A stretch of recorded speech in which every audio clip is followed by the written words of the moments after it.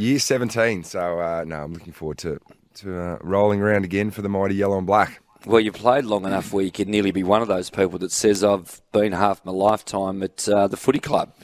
Yeah, so I got there when I was probably just when I turned 18. So now I'll be 34 at the end of this year, and it's been a long part of my journey, Flash Man. One that I've enjoyed thoroughly, and one that I didn't want to end this year at least. So they've gone bananas at the G. Hopefully there is a little bit more of the bananas at the G. But it's it's very exciting, Flash. I think obviously the news recently as well with Tim Taranto and Jacob Hopper selecting they'd like to come to the Tigers as well.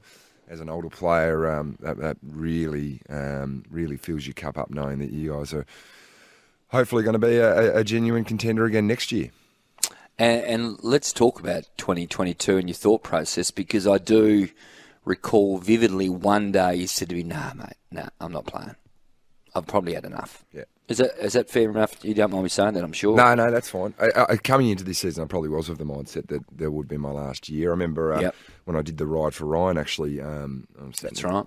Sat next to Richie Porters. We were pedalling along the highway there, and he said, I said, what are you going to do? And he goes, no, I'm done at the end of the year. And he goes, yourself? I said, look, I think I am too.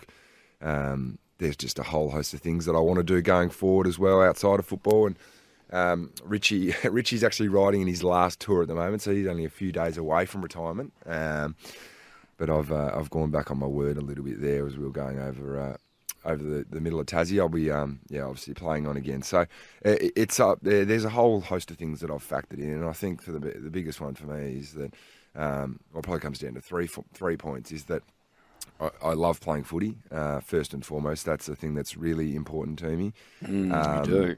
I think we're a genuine chance, and I still think I've got something to offer. That's the other thing. So, it's obviously still hurting a little bit the fact that this season didn't finish like we would like it to, because we firmly believe that we had a good chance of going a little bit deeper than we did originally, and now I sort of set my sights on getting back to the club in the best condition and season 2023. Now, it's no secret you're taking a haircut. We're seeing all these, obviously, rumours. Tim Taranto, Jacob Hopper, they've said, I want to be Tigers. Obviously, a lot of work to be done. I look forward to talking to Sam Edmund a little bit later on the show to see what's the deal's going to be to get them across. When we say you've taken a haircut, it'd be fair to say you've done a cabbage revo and shaved it all off? There's still a few strands there. But you got to factor that in, Flash, is that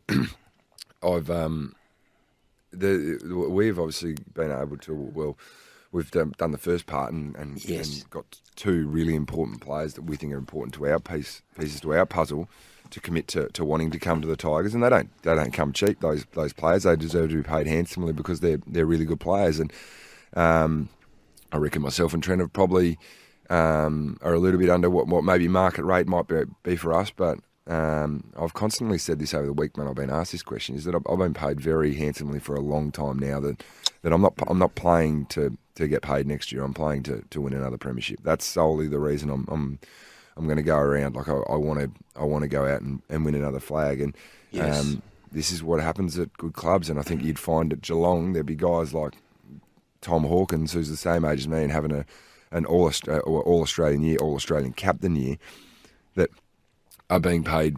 He would be being paid completely like out of the ballpark what people would think he'd be worth.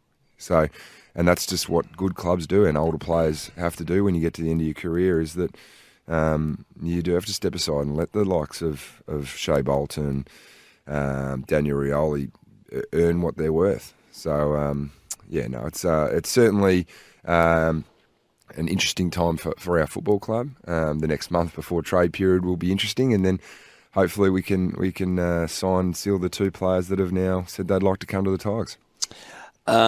So you had an exit meeting on Tuesday. Obviously, this has all come really quickly in terms of the result from the weekend, and we'll get to that shortly and talk about what was an incredible game of footy last Thursday night.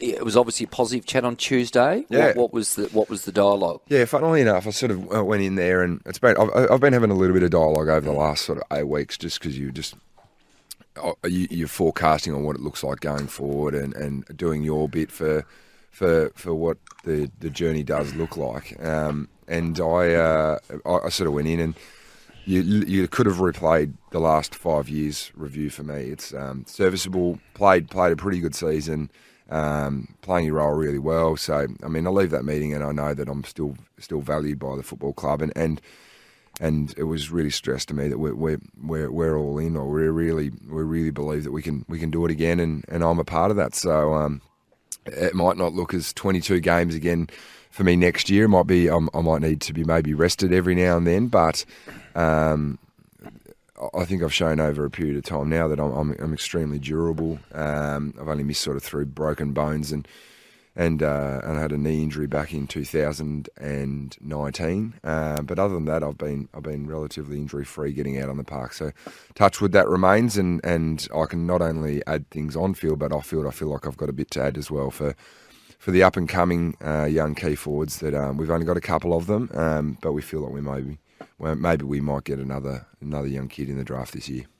Trent Cotchin going around as well. What role for you do you feel in terms of leadership? Is it how important it is that maybe you and Trent went on in 2023? I mean, is that a factor in your mind? Yeah, I think it is a little bit, just due to the fact that we've got 2 first-year captains and that myself and Trent have sort of been at the helm of the ship for a while now through some difficult times, but also through some really successful times. And as a young leader or a first-time sort of captain, sometimes you want to focus on everything, but you can only focus on one thing at once. So you need that different set of eyes and sometimes a more experienced set of eyes around the club to just pick up the slack and help out where you can. So, I mean, if you look at the names that we lost Lambert, Edwards, David Astbury, obviously the year before. It's a decent exodus of experience and an exodus of culture as well. So we felt like we still got something to add there going forward into next year. And look, on Trent, I think he's been playing some fantastic football, and with the fact that 2 possible midfielders are going to come in, really opens him up to playing probably a little bit more half forward, which I think we saw the best of him in the last part of the year there. So yep. Tactically, it looks pretty sound as well.